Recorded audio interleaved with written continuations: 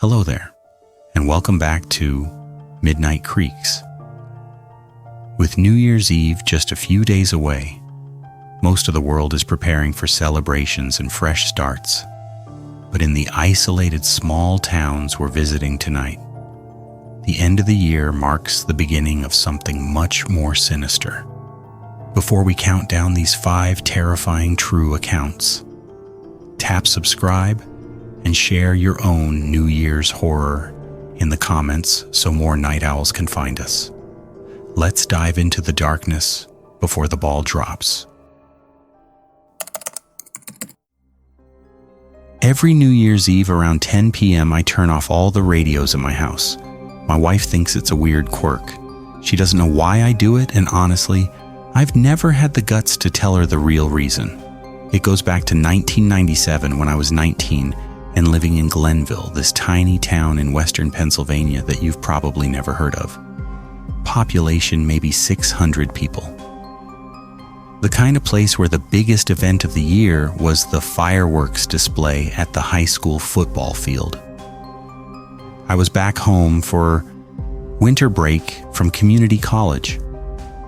My parents had gone to some party at their friend's house across town, and I decided to stay home. I wasn't really in a partying mood that year. I'd just broken up with my girlfriend Amanda like a week before Christmas.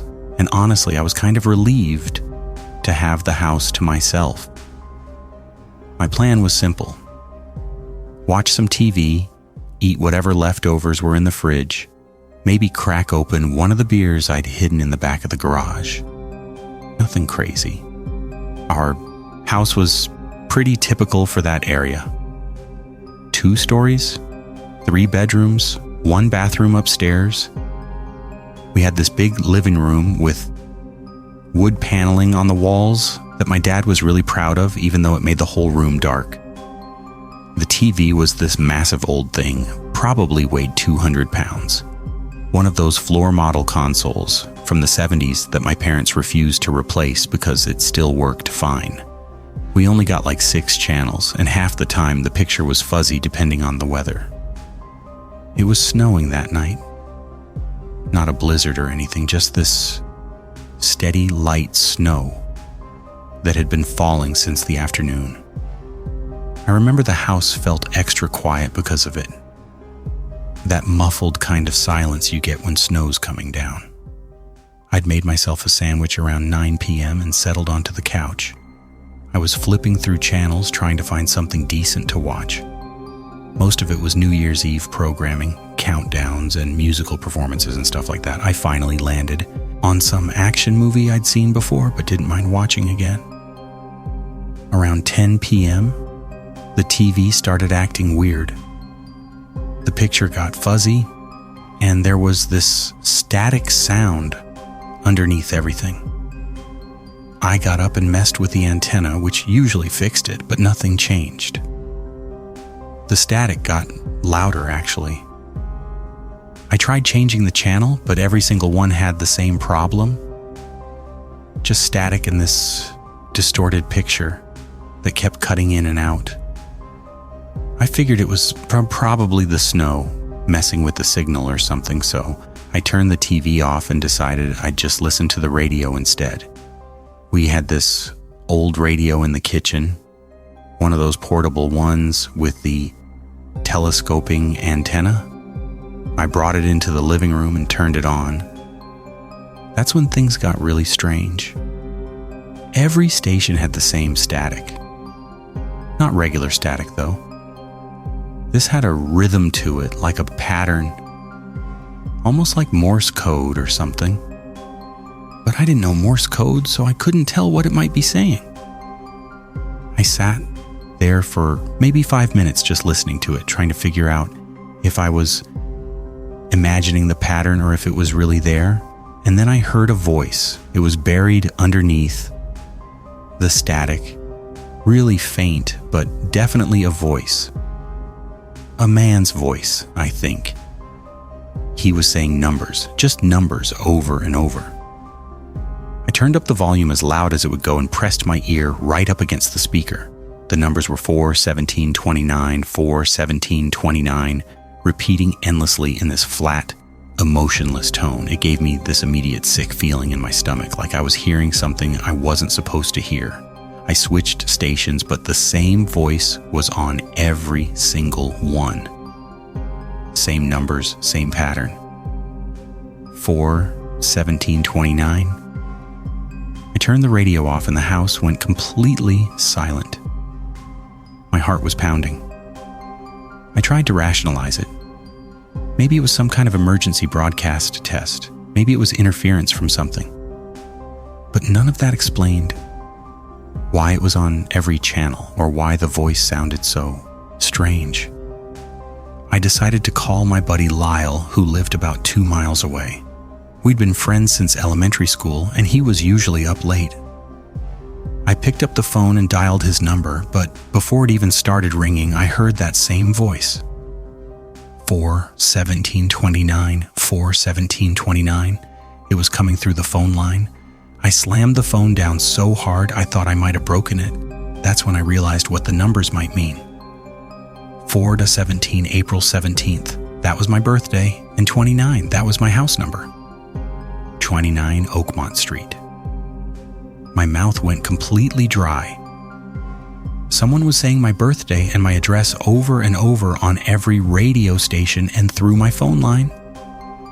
The rational part of my brain was screaming that this had to be a coincidence. But the rest of me knew better. I went to the front window and looked out at the street. Everything looked normal. Snow falling, street lights on, cars parked in driveways. Nobody was out walking around or anything, but then I noticed something. There was a figure standing at the end of our driveway, just standing there, completely still, facing the house. I couldn't make out any details because of the distance and the snow, but I could see the outline. It looked like a man in a long coat. I watched him for maybe 30 seconds, and he didn't move at all. Not even a little, just stood there like a statue. I stepped away from the window and felt this wave of panic hit me. I thought about calling the police, but what would I even say? There's a guy standing in the snow, and my radio is saying weird numbers. They'd think I was drunk or pranking them. I went back to the window, and he was closer now. Maybe halfway up the driveway. I know for a fact I'd only looked away for like 10 seconds, but he'd moved at least 40 feet without me seeing him do it. That's impossible. But I'm telling you, that's what happened. He was still completely motionless, same posture, same everything, just closer. I locked the front door, which I should have done earlier. Then I ran around and checked every other door and window in the house. Everything was locked. I turned off the living room light so he couldn't see in, and I crouched down below the window, trying to decide what to do next. My hands were shaking so bad I could barely hold on to the windowsill. When I finally got the courage to look again, he was on the front porch. I could see him through the frosted glass panel on the door. He was tall, maybe 6'2" or 6'3", wearing what looked like a dark overcoat and a hat pulled low over his face. He just stood there facing the door, not knocking, not trying the handle, just standing. The radio in the living room turned itself on. I know I'd turned it off, I'm absolutely certain. But there it was, blasting that static and that voice. 4:17:29, 4:17:29. The volume was maxed out, so loud it hurt my ears. I ran over and yanked the power cord out of the wall, but the radio kept going. That's when I lost it. I grabbed the radio and threw it across the room as hard as I could. It hit the wall and broke into pieces, but I could still hear the voice. It was coming from everywhere now. The walls, the floor, the air itself. 4:17:29. I looked back at the front door and the figure was gone. I ran to every window in the house, looking for him, but I couldn't see him anywhere. The voice stopped abruptly, and the house went dead silent again. I stood in the middle of the living room, trying to breathe, trying to think, and then I heard footsteps upstairs. slow, deliberate footsteps walking across the floor of my parents' bedroom. I wanted to run out of the house, but I was too terrified to move. The footsteps came to the top of the stairs and stopped. I was staring up at the dark stairway, and I swear to God I could feel someone staring back down at me. The temperature in the house dropped. I could see my breath. And then the footsteps started coming down the stairs. One step at a time, slow and steady. I finally moved. I ran to the kitchen and grabbed the biggest knife we had. My plan was to get out the back door and run to a neighbor's house, but when I got to the door, there was a face pressed against the window. The same figure, but now I could see his face clearly. It was pale, almost gray, with these dark, hollow eyes that didn't look human. His mouth was moving, and I could hear through the glass what he was saying. 4, 17, 29. The footsteps behind me reached the bottom of the stairs. I spun around, holding the knife out in front of me, and there was nothing there. Just the empty stairway and the dark living room. When I looked back at the window, the face was gone. I stood there, frozen, knife in my hand, trying to understand what was happening. And then I heard my parents' car pull into the driveway. I'd never been so relieved in my entire life. I ran to the front door and unlocked it. My dad was walking up the porch steps, looking confused because I'd turned off all the lights. He asked if everything was okay, and I didn't know what to say. I just said, yeah, everything was fine. My mom commented on the broken radio as soon as she walked in. I told her I'd tripped and knocked it over, which was stupid, but I couldn't think of anything better. They both seemed kind of concerned about me. My dad asked if I'd been drinking, and I said no, which was true. My mom felt my forehead to see if I had a fever. They eventually went upstairs to bed, and I stayed on the couch with every light in the house turned on. I didn't sleep at all that night. I just sat there listening and watching, waiting for something else to happen. Nothing did, though. The rest of the night was completely normal. When the sun came up, I felt ridiculous, like maybe I'd imagined the whole thing or had some kind of stress-induced episode because of the breakup and school and everything. But I know what I saw. I know what I heard. That radio was unplugged and it kept playing. That figure was in 2 places at once. Those footsteps were real. I asked my parents the next morning if they'd heard anything weird on the radio the night before while they were at the party. My dad said no, everything was normal. I asked if they'd seen anyone walking around outside when they got home, and my mom said the streets were completely empty. I wanted to push it further, but I could tell they were starting to worry about me. I went back to school a few days later and tried to forget about it. But every New Year's Eve since then, I get anxious, like something bad is going to happen. I've never experienced anything like that night again, and I'm grateful for that. But I've also never been able to explain it. I've thought about every possible rational explanation, and none of them fit. The radio couldn't have kept playing without power. The figure couldn't have moved that fast. The voice couldn't have been on every station and through the phone line. The thing that bothers me most is the numbers. My birthday and my address. Whoever or whatever that was, it knew who I was. It was specifically looking for me. And I still don't know why. I've tried looking up if anything significant happened in Glenville on New Year's Eve in previous years, but I couldn't find anything. No murders, no disappearances, nothing that would explain what I experienced. I moved away from Glenville in 2003, and I've never been back. My parents still live in that house, and I've never told them the full story of what happened. They know I had some kind of scare that night, but they think it was just me being young and paranoid. Maybe they're right. Maybe I did imagine the whole thing. But I still have the scar on my hand from where I gripped that knife so hard I cut myself. That part was definitely real. I'm 47 now, married with kids, living a completely normal life in Ohio. But every New Year's Eve, around 10 p.m., I turn off all the radios in my house. My wife thinks it's a weird quirk, but she doesn't ask about it, and I know it's probably nothing. I know whatever happened probably can't happen again. But I'd rather not take that chance. Because sometimes, late at night, when the house is quiet, I swear I can still hear it. Faint, buried underneath the sound of the furnace or the wind outside. 4/17/29, like it's still looking for me, like it never stopped.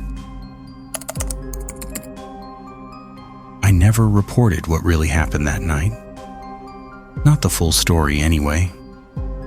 The cops in Ashmore Falls think I had some kind of stress-induced breakdown. My ex-boyfriend thinks I made the whole thing up for attention. But every New Year's Eve for the past 9 years, I've checked my phone obsessively, waiting to see if that number will call again. And this was 2016. I was 26, substitute teaching in rural Montana, and I received 3 voicemails that technically never existed. Ashmore Falls is this microscopic town in rural Montana. Population maybe 900 people on a good day. The kind of place where the grocery store closes at 6 p.m. and the biggest source of entertainment is the bowling alley that's only open on weekends. I'd moved there about 6 months earlier after finishing my teaching degree because they were the only school district desperate enough to hire me without experience. The pay was terrible, but rent was cheap, and I figured I'd stick it out for a year before moving somewhere. More interesting, I was renting this tiny 1-bedroom apartment above the town's only pharmacy. My landlord was this older guy named Kirby Sloan who owned the place. Nice enough, kept to himself mostly. The apartment was pretty basic. 1 bedroom, a bathroom with a shower that barely worked, and a combined kitchen and living area that was maybe 200 square feet total. But it was mine, and it was affordable. That New Year's Eve, I didn't have any plans. I'd only been in town 6 months and hadn't really made any close friends yet. I'd been invited to this potluck thing at the school by one of the other teachers, but the thought of making small talk with people I barely knew for 4 hours sounded exhausting. So I told her I wasn't feeling well and decided to just stay home. Around 7 p.m., I ordered a pizza from the one place in town that delivered. While I was waiting for it to arrive, I poured myself a glass of wine and started scrolling through my phone. That's when I noticed I had a voicemail. The notification said it had come in around 3 p.m., but my phone hadn't alerted me for some reason. The number was local, same area code as Ashmore Falls, but I didn't recognize it. I figured it was probably someone from the school or maybe my landlord, so I hit play. What I heard made absolutely no sense. It was a woman's voice, young, maybe early 20s. She was crying and her words were all jumbled together like she was having a panic attack. I could only make out fragments, something about a basement, something about it being dark. And then she said my name. Not like asking for me, but like she was trying to tell someone else about me. She said, "Ava knows. Ava can help. Please just call Eva."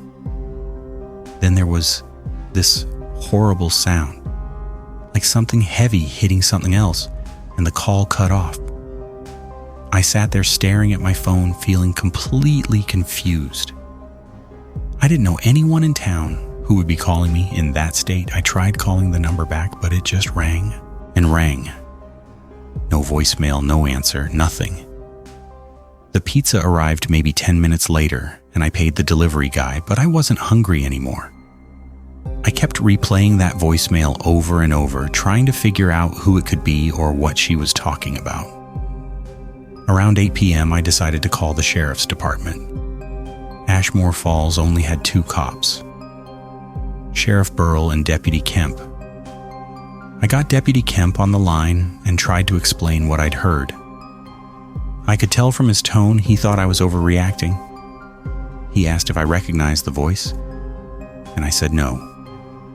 He asked if the person had specifically said they were in danger, and I said not exactly, but it sounded like they were terrified. He said he'd look into it and ask me to forward him the voicemail. So I did. About an hour later, Deputy Kemp called me back. He said he'd traced the number and it came back to a payphone at the gas station on Route 12, about 5 miles outside of town. He said he'd driven out there to check it out, but there was nobody around and nothing looked suspicious. He also said the voicemail was probably just some kids messing around for New Year's Eve, trying to prank people. I wanted to argue with him, but I didn't really have any proof that it was a real emergency. The woman had sounded genuinely terrified, though. That wasn't acting. I tried to let it go. I turned on the TV and tried to focus on the New Year's Eve coverage, but I couldn't stop thinking about that voicemail. Around 10 p.m., I got another call from the same number. I answered immediately, and for a few seconds, there was just silence on the other end. Then I heard breathing. Heavy, labored breathing, like someone had been running. I said hello multiple times, but whoever it was didn't respond. Then I heard that woman's voice again. Quieter this time, almost a whisper. She said, "He knows you called. He's coming for you now." The line went dead. I felt this cold terror wash over me. I immediately called Deputy Kemp again, but this time it went to voicemail. I left a frantic message explaining what just happened. Then I locked my apartment door and checked all the windows. Everything was secure. I grabbed a kitchen knife and sat on my couch with every light in the apartment turned on, trying to decide if I was overreacting or if I was actually in danger. Around 11 p.m., my phone rang again. Same number. I didn't want to answer it, but part of me felt like I had to.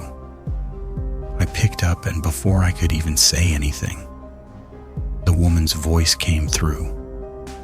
She was screaming. Just this raw, primal scream that didn't even sound human. I dropped my phone on the floor, and it kept screaming through the speaker. I scrambled to pick it up and hung up, but my hands were shaking so badly I almost couldn't hold it. That's when I heard footsteps outside my apartment door. Slow, deliberate footsteps coming up the stairs. I knew those stairs. They creaked in specific places, and whoever was coming up knew exactly where to step to avoid making noise. The footsteps stopped right outside my door. I held my breath, gripping the knife, staring at the door. The handle started to turn. I'd locked it. I was sure I'd locked it. But the handle kept turning anyway, slowly, like someone was testing it. Then it stopped. There was this long pause where nothing happened, and then I heard a knock. 3 slow, evenly spaced knocks. I didn't move. I didn't make a sound. Another 3 knocks, louder this time. Then a man's voice, calm and almost friendly, said, "Ava, I know you're in there.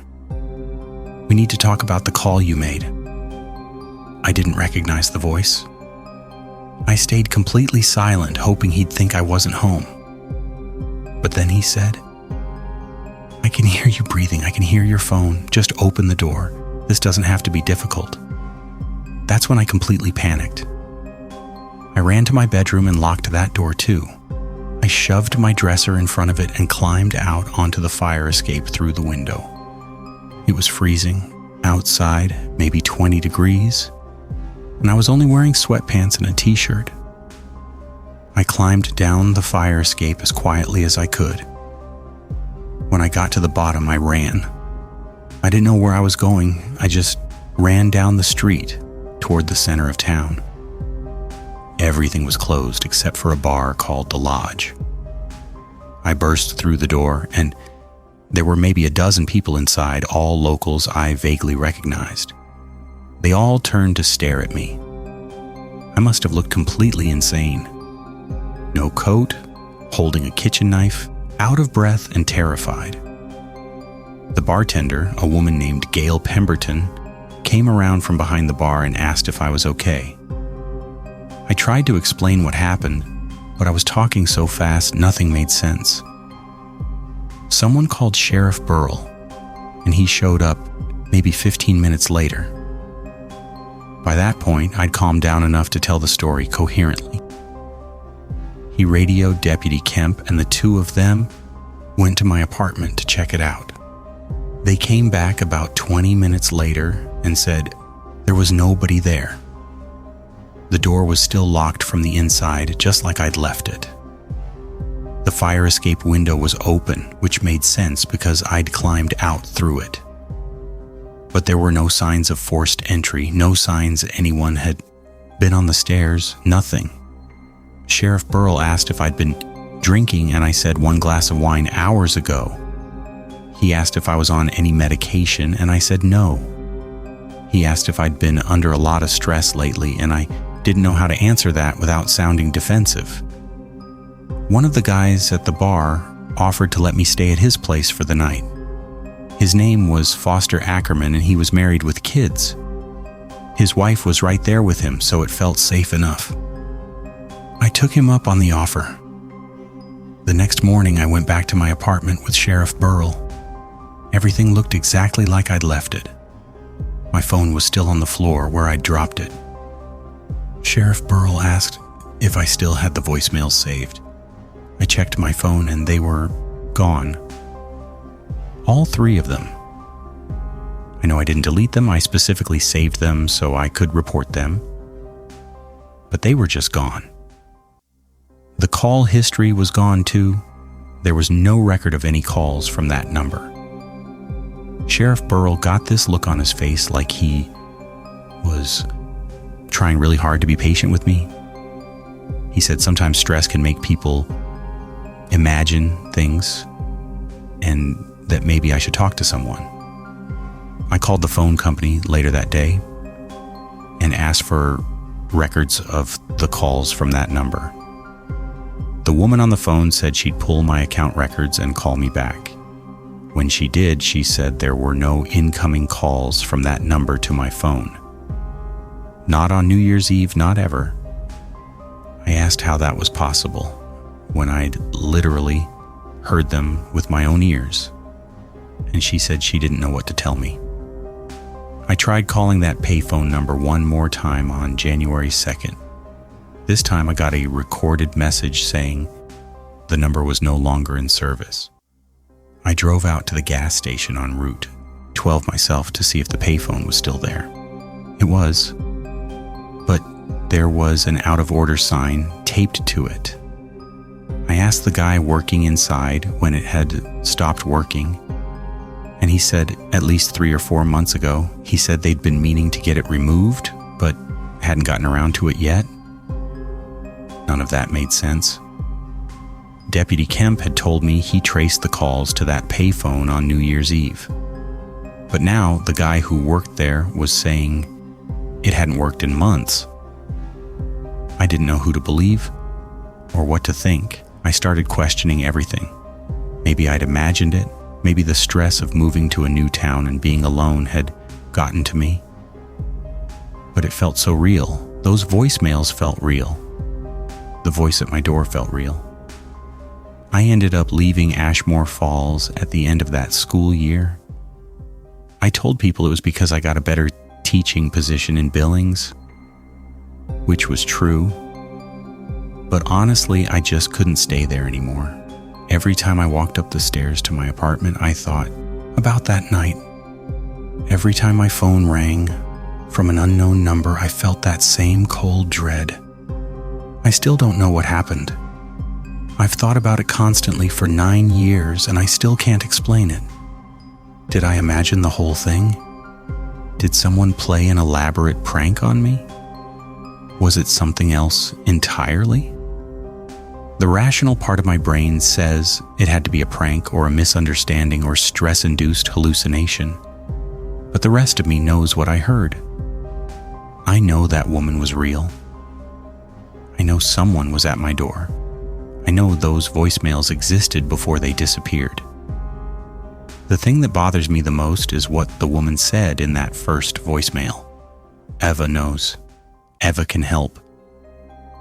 How did she know my name? I'd only been in town 6 months. I barely knew anyone, and why me specifically? What was I supposed to help with? I've looked into missing persons reports from that time period in Montana, and there was nothing. No women reported missing, no unsolved disappearances, nothing that would explain what I experienced. Sometimes I wonder if I was supposed to do more, if I was supposed to figure something out or help someone, and I failed. That guilt sits with me, even though logically, I know there was nothing more I could have done. I reported it. I tried to investigate. The evidence disappeared. What else could I have done?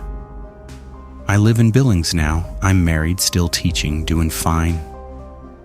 But every New Year's Eve, I think about that night.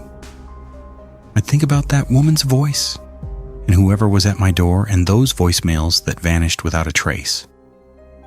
Last year, on New Year's Eve, my phone rang from an unknown number. I almost didn't answer it, but I did. It was just a robocall about extended car warranties. But for those few seconds before the recording started, my heart was pounding, and I was 26 again, standing in that tiny apartment, holding a kitchen knife and wondering if I was going to die. I don't know if what happened to me was supernatural or just some cruel joke that got out of hand. I don't know if that woman was real or if she was ever found.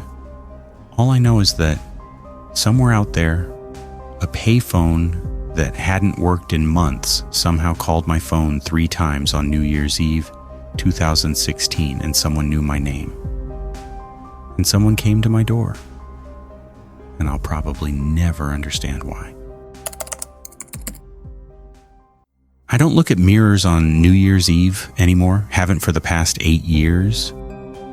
My husband thinks I'm being superstitious, but it's not that. It's because of what I saw in Winslow Creek back in 2017 and what's been happening every year since then. I was 23 that year, working as a dental hygienist in this microscopic town in northern Wisconsin called Winslow Creek.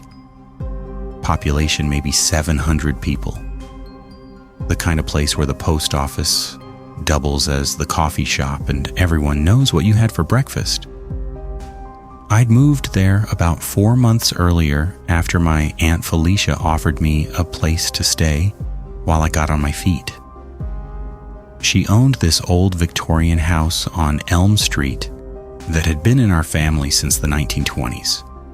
3 stories, way too big for just her, with these huge bay windows and original hardwood floors that creaked no matter how carefully you walked.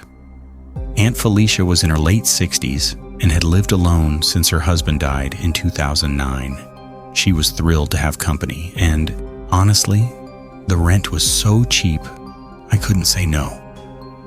My room was on the 2nd floor. This big space with floral wallpaper that was probably from the 70s and a walk-in closet that seemed unnecessarily large. But the best part was the antique mirror. It was massive, maybe 6 feet tall and 4 feet wide, with this ornate gold frame that had little cherubs carved into it. Aunt Felicia said it had been there since before she was born. That New Year's Eve, Aunt Felicia had gone to some church thing in the next town over with her friend Lorraine. She'd invited me, but I'd worked a double shift at the clinic and was exhausted. I told her I'd probably just order Chinese food and watch TV. She left around 6 p.m., and I remember being relieved to have the house to myself. I loved my aunt, but she had this habit of narrating everything she was doing out loud, and sometimes I just needed quiet. I took a shower around 8 p.m. and was getting dressed when I noticed something weird about the mirror. There was condensation on it, like when steam fogs up a bathroom mirror, except I hadn't left my bedroom and there was no reason for it to be fogged up. I walked over and wiped it with my hand, and that's when I saw the handprint. Not my handprint. A much smaller one, like a child's hand, pressed against the glass from the other side. My stomach dropped. I wiped the whole mirror clean with my towel, and the handprint disappeared. I stood there staring at my reflection, trying to convince myself I'd imagined it. Maybe it was an old print that only showed up when the glass got cold or something. That had to be it. I got dressed and went downstairs, but I couldn't shake this uneasy feeling. Around 9 p.m., I was in the living room eating leftover pizza when I heard something upstairs. It sounded like footsteps, light and quick, like someone running. I muted the TV and listened. The footsteps went from one end of the second-floor hallway to the other, then stopped. I called out asking if Aunt Felicia had come home early, but there was no response. The house went completely silent. I grabbed my phone and slowly walked upstairs. Every door on the second floor was closed, exactly how I'd left them. I checked each room methodically. Aunt Felicia's room, empty. The guest bathroom, empty. The spare bedroom, empty. My room was last. I pushed the door open and everything looked normal except the mirror. The condensation was back, heavier this time, covering the entire surface. And there were words written in it, backwards like someone had written them from the other side. It said, "Help me, Agatha."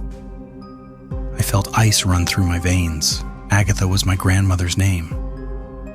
She died in 1994 when I was 3 years old, long before I could have known her well. But this house had been hers before Aunt Felicia inherited it. I stood there, staring at those words, my heart pounding so hard I could hear it in my ears.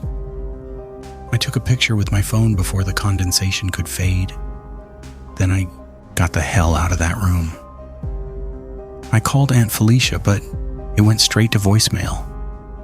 Cell service in that area was terrible, so that wasn't unusual. I tried texting her, but the message wouldn't send. I thought about calling the police, but what would I even say? There's condensation on my mirror with words in it. They'd think I was pranking them or having some kind of episode. Around 10 p.m., I heard the footsteps again. This time, they were on the stairs, coming down from the second floor. Slow, deliberate steps, one at a time.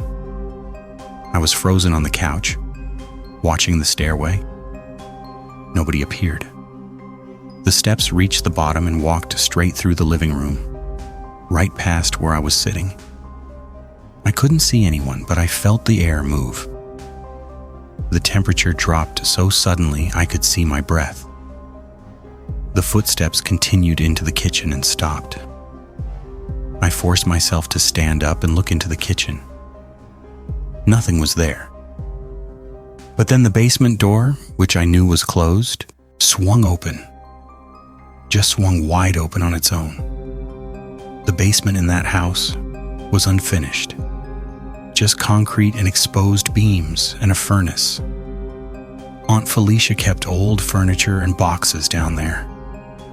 I hated going down there even in daylight because it smelled like mildew, and the single light bulb barely illuminated anything. I walked to the doorway and looked down the stairs.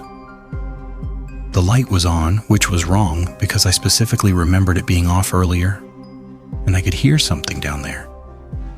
A child's voice, singing. I couldn't make out the words at first. But as I listened, I recognized it. It was an old lullaby my grandmother used to sing. Aunt Felicia had played me a recording of it once. The voice was thin and echoey, and it sounded like it was coming from the far corner of the basement. Every rational part of my brain was screaming at me not to go down there. But the voice kept singing, and I felt this overwhelming pull, like I needed to see what was down there. I grabbed a flashlight from the kitchen drawer and started down the stairs. Each step creaked under my weight, and the singing got quieter as I descended, like whoever was singing knew I was coming. When I reached the bottom, the singing stopped completely. I shone the flashlight around, but all I could see were stacks of boxes, old furniture covered in sheets, and the furnace humming in the corner. I was about to turn around when I noticed the old vanity mirror in the back corner. It was one of those antique ones with the trifold panels, covered partially by a sheet. Aunt Felicia had mentioned storing some of my grandmother's furniture down there, and I vaguely remembered her pointing out this vanity once. I walked over and pulled the sheet off completely. The mirror was dusty and spotted with age, but in the dim light I could see my reflection in the center panel. Except it wasn't just my reflection. There was a little girl standing behind me in the mirror. She was maybe 6 or 7 years old, wearing a nightgown with long dark hair and these huge sad eyes. She was staring right at me. I spun around, but there was nobody behind me. When I looked back at the mirror, she was still there. She raised her hand and pressed it against the glass from her side. It was the same small handprint I'd seen upstairs. My hands were shaking so badly I almost dropped the flashlight. The girl's mouth moved like she was trying to say something, and then I heard her voice again, not singing this time, but speaking. She said, "Help me find Agatha." She said it 3 times, each time getting more desperate, more pleading. I backed away from the mirror, and that's when I noticed the box next to the vanity. It was labeled Agatha's Things in faded marker. I knelt down and opened it, my hands still trembling. Inside were old photographs, letters, jewelry, random personal items. But at the bottom was a small leather journal. I pulled it out and opened it to a random page. It was my grandmother's handwriting. The entry was dated December 28th, 1973. It said, "She's getting worse. The fever won't break. Dr. Callahan says if she doesn't improve by tomorrow, we need to take her to the hospital in Duluth." I told him about the visions she keeps having, the girl she says she sees in the mirrors. But he thinks it's just the fever making her delirious. Edmund thinks I'm being paranoid, but I know what I saw in Beatrice's room last night. The mirror was fogged over and there were handprints all over it, too small to be hers.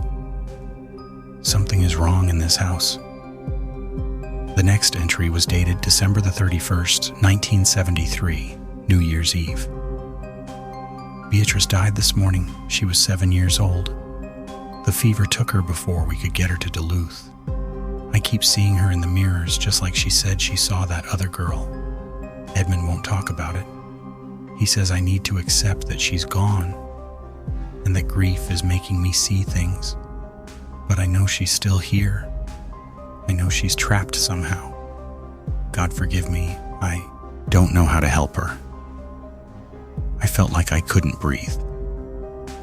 Beatrice, my grandmother's daughter. My aunt that I never knew existed because the family never talked about her. Aunt Felicia had never mentioned having an older sister. My mom had never mentioned having an aunt who died as a child. It was like they'd all agreed to erase her from existence. I looked back at the mirror and the little girl was still there, but now she was crying. Silent tears running down her face. she pressed both hands against the glass and mouthed the words, "Help me." I didn't know what to do. I didn't understand what she wanted or how I was supposed to help her. I said out loud that I didn't know how to help, and she shook her head violently. She pointed at something behind me in the mirror. I turned around and saw another box, this one unlabeled. I opened it, and inside was a smaller mirror, maybe the size of a paperback book, wrapped in old cloth. When I unwrapped it, I could see it was tarnished and cracked, but there was something written on the back, an inscription that said, "To Beatrice, may you always see yourself clearly. Love, Mother, New Year's, 1973. The moment I touched that mirror, everything changed. The temperature in the basement dropped so drastically that frost started forming on the concrete walls. The light bulb above me flickered and then went out completely. My flashlight died. I was in complete darkness, and I could hear breathing all around me. Not just the girl, but multiple voices, multiple breaths, surrounding me from every direction. Then the power came back on, and the basement was empty again. The vanity mirror showed only my reflection. The little girl was gone. I ran upstairs so fast I nearly tripped, clutching the small mirror and my grandmother's journal. I locked myself in the living room and called Aunt Felicia again. This time she answered. I tried to explain what happened, but I was talking so fast nothing made sense. She kept asking me to slow down and breathe. Finally, I managed to ask her about Beatrice. The line went completely silent. After what felt like forever, she said, "How do you know that name?" I told her about the mirror and the journal and what I'd read. She started crying. She said we needed to talk when she got home, but that I needed to promise not to go back in the basement. She got home around midnight, right as the New Year's countdown was happening on TV. We sat at the kitchen table and she told me everything. Beatrice had been her older sister. She died on New Year's Eve, 1973, from meningitis. My grandmother had become obsessed with the idea that Beatrice was trapped in the mirrors of the house, that she was trying to communicate.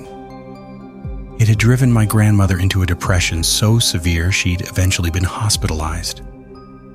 Edmund, my grandfather, had removed every mirror in the house except the one in my room because Agatha had special ordered it from Europe and refused to let him get rid of it. The Eau family had agreed never to talk about Beatrice because they thought it would keep my grandmother stable. When my grandmother died in 1994, Aunt Felicia thought the haunting had ended. She'd slowly brought mirrors back into the house over the years. The vanity in the basement had been in storage since 1973. I showed her the small mirror with the inscription. Her face went completely white. She said my grandmother had given that to Beatrice 3 days before she died. They'd buried it with her. Someone must have removed it from the casket before burial, probably my grandmother, and hidden it in the house. Aunt Felicia said if Beatrice had been holding that mirror when she died, if she'd been looking into it in her last moments, then maybe that's where she'd gotten trapped.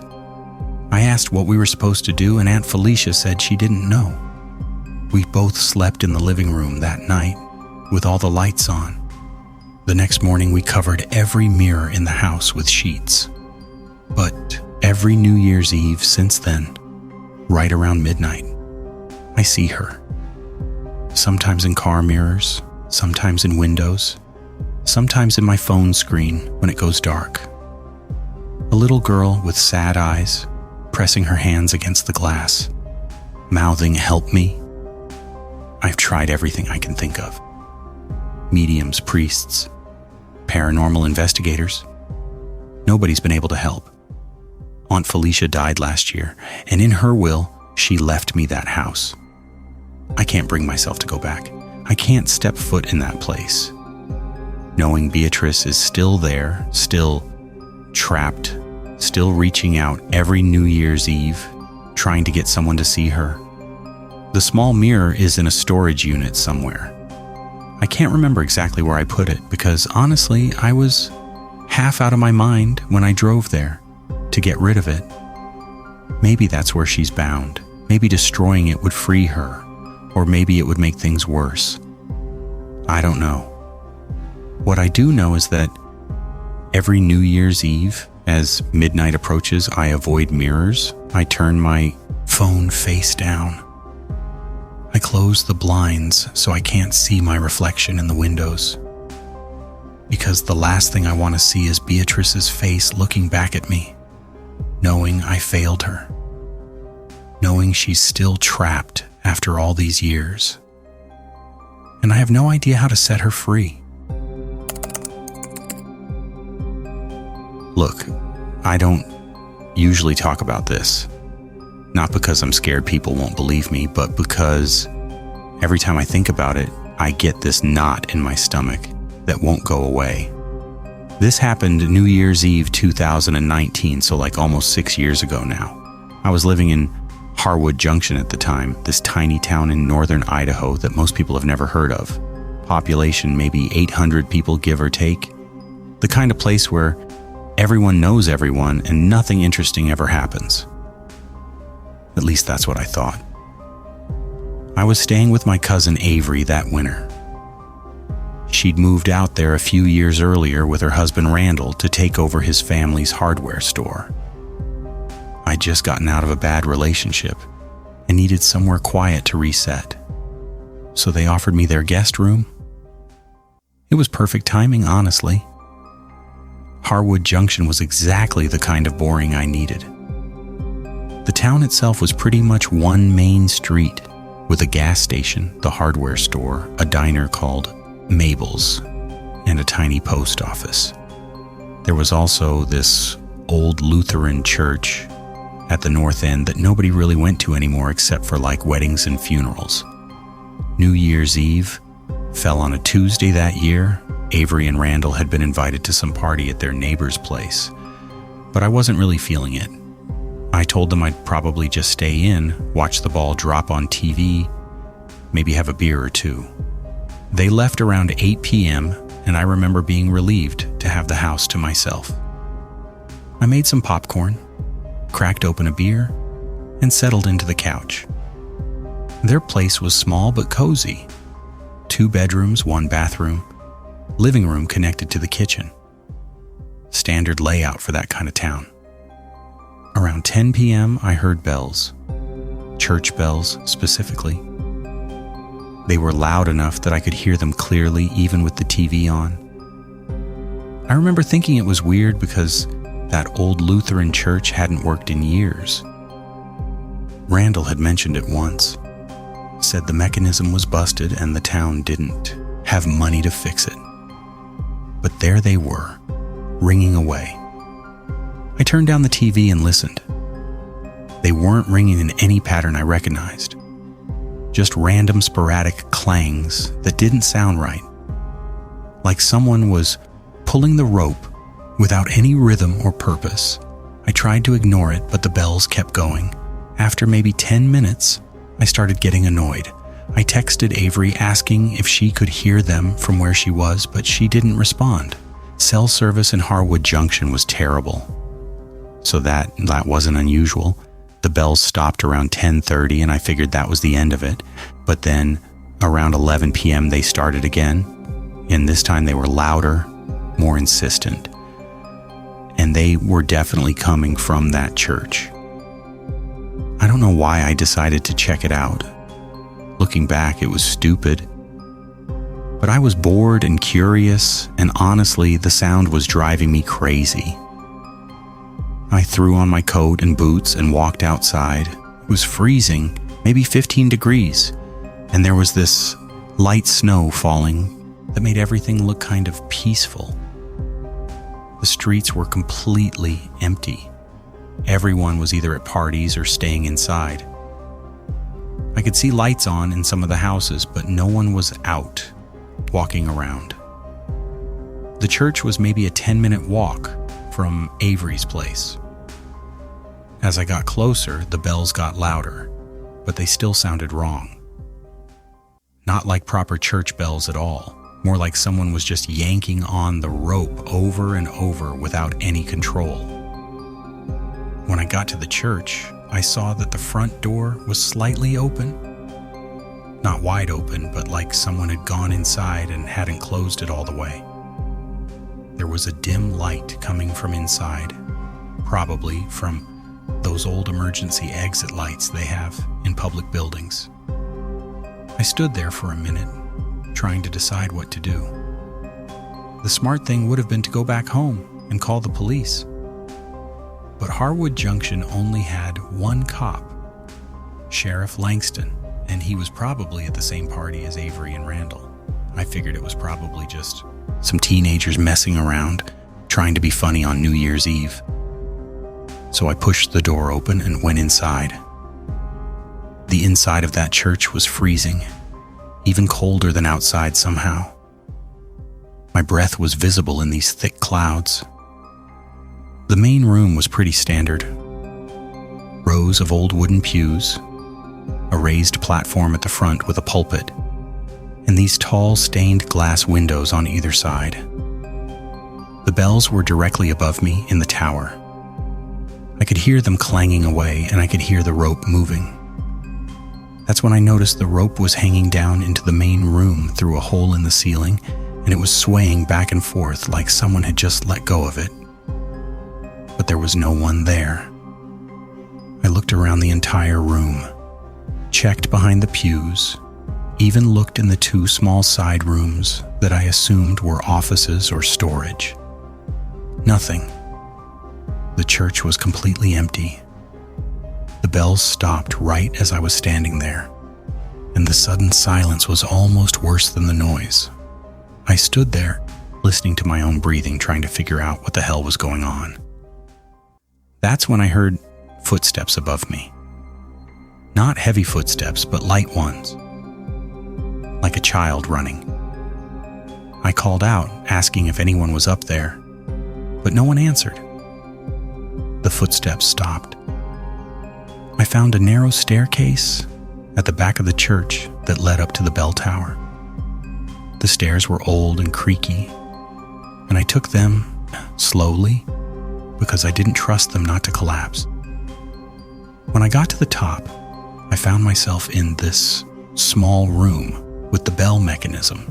The bell itself was huge, way bigger than I expected, and the rope was right there in the middle of the room, still swaying slightly.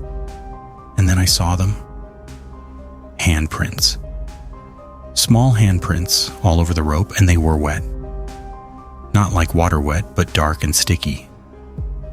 I touched one without thinking and immediately regretted it. It was cold and smelled like copper, like blood. I stumbled back and almost tripped over something on the floor. When I looked down, I saw it was a child's shoe. Just one shoe, small, maybe size 2 or 3. It was old and worn, the kind of shoe kids wore in like the 90s or something. That's when I heard the voice. A little girl's voice, very quiet, saying, "Help me," over and over again. It was coming from behind me, but when I turned around, there was nothing there. Just the bell and the rope and those horrible handprints. I ran, I'm not ashamed to admit it. I ran down those stairs as fast as I could without breaking my neck. I burst out of the church and didn't stop running until I was back at Avery's place. I locked the door, turned on every light in the house, and tried to calm down. My hands were shaking. I still had that dark, sticky stuff on my fingers, so I washed them in the kitchen sink. The water ran red for a few seconds before going clear. I tried calling Avery, but it went straight to voicemail. I tried texting her, but the message wouldn't send. I was completely alone with whatever I'd just experienced. The bells started again around 11:30 p.m. I could hear them clearly from inside the house. I closed all the curtains and turned up the TV as loud as it would go, but I could still hear them underneath everything. They rang continuously until midnight. When the ball dropped on TV and everyone was cheering, the bells stopped. Just like that. Complete silence. I waited for them to start again, but they didn't. Avery and Randall got home around 1 a.m. They were both pretty drunk and happy, laughing about something that happened at the party. I asked them if they heard the church bells, and Avery looked at me like I was crazy. She said the church bells hadn't worked in years. Randall backed her up, said the whole mechanism was rusted through and would cost thousands to fix. I told them I'd been inside the church, that I'd heard the bells and seen the handprints and found the shoe. They both went quiet. Randall asked me if I was sure I'd been in the church. I said, of course I was sure. He exchanged this look with Avery that I couldn't read. Then he told me something I didn't know. Back in 1994, a little girl named Penny Caldwell had gone missing on New Year's Eve. She was 7 years old and she'd been playing hide and seek with some other kids during a church event. When everyone went home, they realized Penny wasn't with them. They searched the whole town for weeks, but they never found her. I asked why they were telling me this. Randall said that over the years, a few people claimed to hear the church bells ringing on New Year's Eve, even though they weren't working. Most folks just wrote it off as the wind or people's imaginations. But Randall's dad, who'd grown up in Harwood Junction, always said Penny was still in that church somewhere, trying to ring the bells to get someone's attention. I showed them the dark stuff that was still under my fingernails, but in the light of the kitchen, it just looked like dirt or rust. Not blood, nothing sinister. Avery said I probably just got spooked, and my mind was playing tricks on me. She suggested I'd maybe had too much to drink or was stressed from everything I'd been going through. But I know what I saw. I know what I heard. That was a child's voice asking for help. Those were handprints on that rope. The next morning I went back to the church. In daylight it looked different, less threatening. The front door was closed and locked. I walked around to the side and looked up at the bell tower. I couldn't see anything unusual. A few days later, I asked Sheriff Langston about Penny Caldwell. He confirmed the story, said it was one of the town's great mysteries. They'd searched that church top to bottom multiple times over the years, but never found anything. He also mentioned that he'd gotten a few calls over the years about the bells ringing on New Year's Eve. But whenever he went to check, everything was quiet. I left Harwood Junction in February 2020. I told Avery and Randall I'd found a job back in Oregon, which was true, but honestly, I just couldn't stay there anymore. Every time I walked past that church, I felt sick. I kept thinking about that little shoe and those handprints and that voice asking for help. I felt like I'd failed somehow, like I should have done more or looked harder or called someone. Avery and I still talk regularly, but I've never brought up that night again. She hasn't mentioned it either. Last New Year's Eve, I almost called her to ask if she heard any bells, but I chickened out. Part of me doesn't want to know. Part of me is terrified that she'll say yes. I've thought about reaching out to Penny's family if they're still around. But what would I even say? That I think I heard their daughter's ghost ringing church bells? That I found a shoe that might have been hers? It sounds insane. The thing I can't get past is how real it all felt. The cold, the bells, the handprints, the voice. None of it felt like a dream or a hallucination. It felt like something was genuinely trying to communicate. Like someone needed help, and I was too scared to give it. I still have nightmares about it sometimes.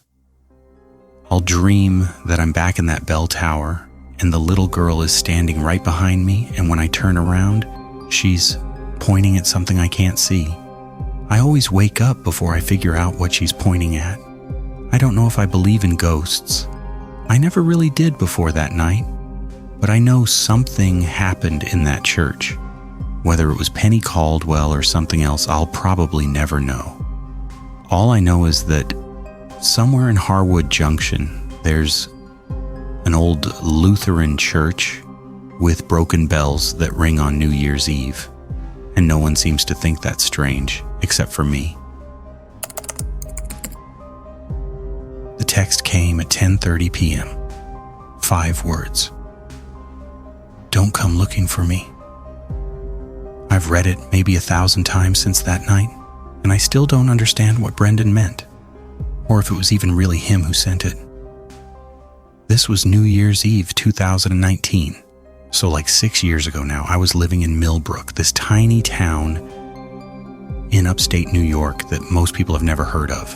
Population, maybe 1,500 on a good day. The kind of place where everyone knows everyone and nothing interesting ever happens. I was 24, working at the only pharmacy in town while I figured out what I actually wanted to do with my life. My roommate was Brendan. We weren't close friends or anything, just 2 people, splitting rent on a cheap apartment above the hardware store on Main Street.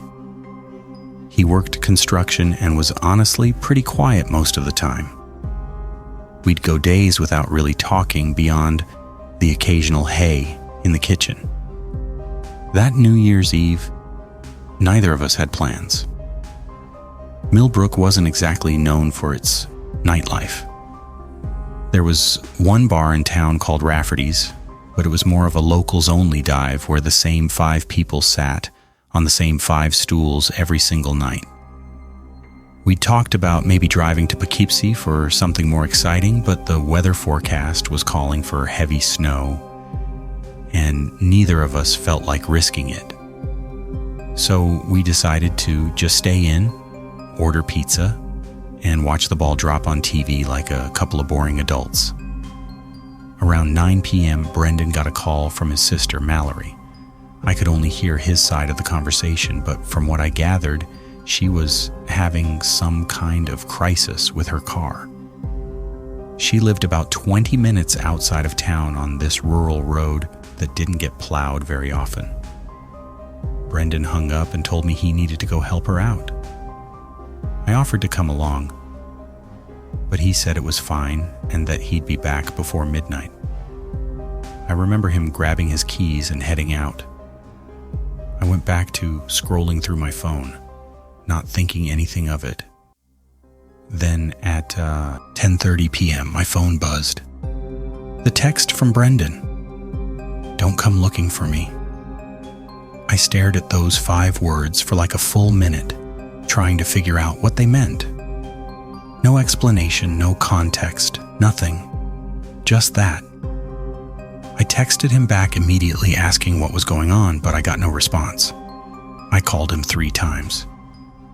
Each call went straight to voicemail. That's when I started to actually worry. I tried calling Mallory next, thinking maybe she'd know what was happening.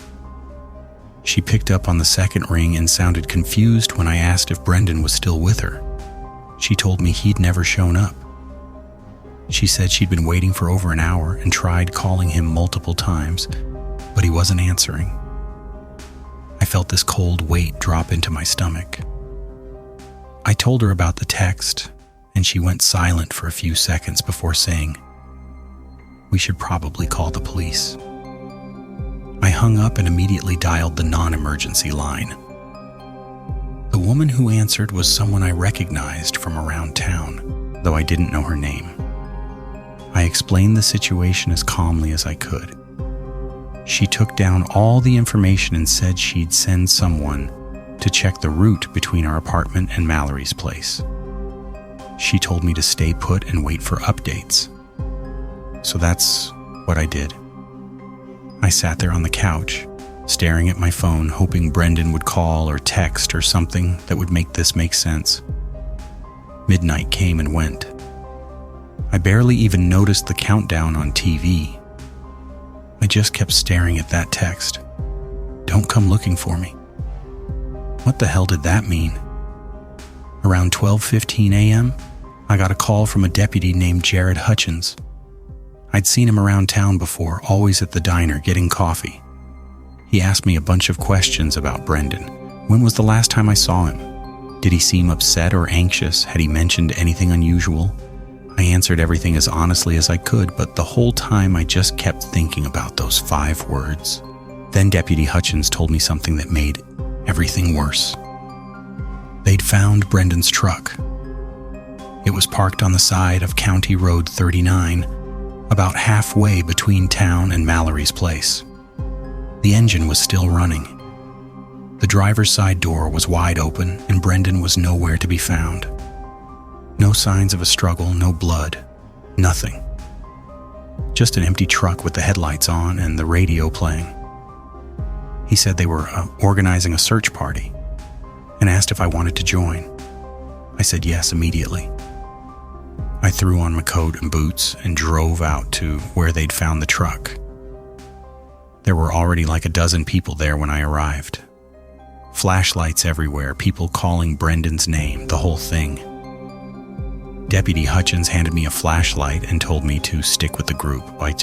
We started walking into the woods along the road, searching for any sign of him. The snow was coming down pretty hard by then, which made everything more difficult. Visibility was terrible, and the cold was brutal. We searched for hours. I'm talking until like 4 or 5 a.m. We covered maybe a mile in each direction from where the truck was parked. But there was nothing. No footprints, no pieces of clothing, no signs that anyone had even been out there. It was like Brendan had just stepped out of his truck and vanished into thin air. Eventually, Deputy Hutchins called off the search for the night and said they'd resume in the morning with more people and better equipment. I went back to the apartment feeling completely numb. I couldn't sleep, so I just sat on the couch, staring at my phone. Around 7 a.m., I got another text from Brendan's number. This one said, "I'm sorry." That was it. 2 words. I immediately called Deputy Hutchins and told him. He said they'd been monitoring Brendan's phone, but it hadn't pinged off any towers since the night before. Wherever the texts were coming from, they weren't going through the normal network. That didn't make any sense to me, but I didn't know enough about phones to argue. The search continued for 3 more days. They brought in dogs, helicopters, volunteers from neighboring towns. Mallory was an absolute wreck. I was barely holding it together myself. The whole town was talking about it. Theories were flying around everywhere. Some people thought he'd run away for some reason. Others thought he'd been kidnapped. A few people even suggested he'd taken his own life, though no one wanted to say that out loud. But none of it explained the texts or the truck or the complete lack of evidence. On January 4th, the search was officially called off. There was simply nothing more they could do. Brendan's case went from an active search to a missing persons investigation. His face went up on posters around town and online. Mallory did interviews with local news stations begging for information. I gave a statement to the police about the texts, but they didn't seem to know what to make of them either. About a week after Brendan disappeared, I was going through his room, looking for anything that might help the investigation. I found his phone charger, his wallet, his keys to the apartment. Everything was still there. Everything except his phone, which made sense since that's what the texts were coming from. But then I noticed something that didn't make sense. His winter coat was hanging in his closet. The good one, the heavy-duty one he always wore when it was cold. If he'd left voluntarily, why would he leave that behind? It was freezing that night. Below 0 with the wind chill. Then I found the notebook in his desk drawer. It was mostly empty except for a few pages near the back. There were dates written down, all from December. December 15th, December 19th, December 23rd, December 27th, December 30th. The last entry was from December 30th, the day before he disappeared. All it said was, "It knows." That was it. 2 words. It knows. I stared at those words for a long time, trying to figure out what they meant. What knows? What did it know? I showed the notebook to Deputy Hutchins, but he just looked at me with this tired expression and said it didn't really tell them anything. I wanted to scream at him that it obviously meant something, but I didn't. How could it not mean something? Brendan had written those dates down for a reason. He'd written "It knows" for a reason. And then the very next day he disappeared. The texts kept coming sporadically over the next few months. Not often, maybe once every couple of weeks. They were always short and cryptic. "Don't look. It's watching. I can't stop it." Stuff like that. I stopped responding after the first few because it became clear that whoever or whatever was sending them wasn't actually Brendan. Or at least not the Brendan I knew. The police eventually stopped taking them seriously. They said it was probably some sick person messing with me using Brendan's disappearance as a way to get attention. But I knew better. I knew those texts were connected to whatever happened that night. I knew the notebook meant something.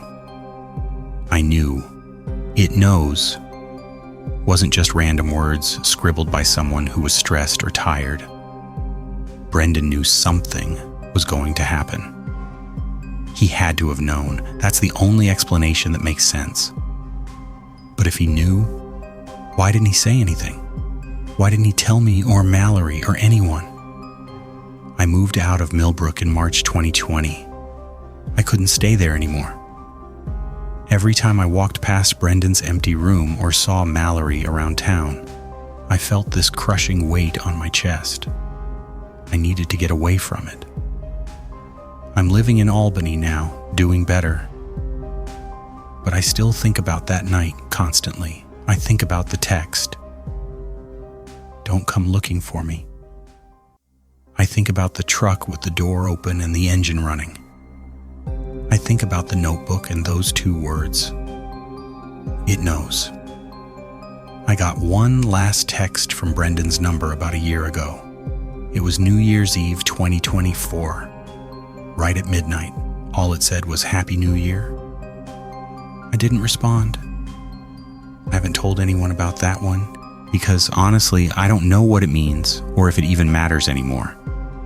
Brendan is still officially listed as a missing person. No body was ever found. No new evidence ever turned up. It's like he just walked out of his truck and ceased to exist. Mallory still lives outside Millbrook. We talk sometimes, usually around the anniversary of his disappearance. She's convinced something terrible happened to him, but she doesn't know what. Neither do I.